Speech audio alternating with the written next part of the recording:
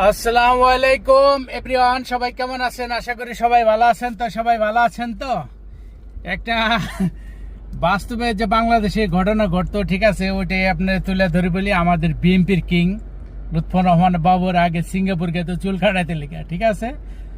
তা আমি same to same Riyad থেকে আসছি এই খোবার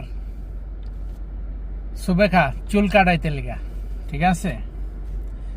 একটু মজা করলাম, কেউ আবার মাইন্ড করেন না, ঠিক আছে। এই যে বুড়া কালে উড়ে যাওয়া চালাই পোলাবেন না, কাটিং দিছি। এই যে দেন, কাটিংটা ভালো হয়েছে না খারাপ হয়েছে না ভালো হয়েছে, আপনারা কমেন্ট একটু জানেন, ঠিক আছে।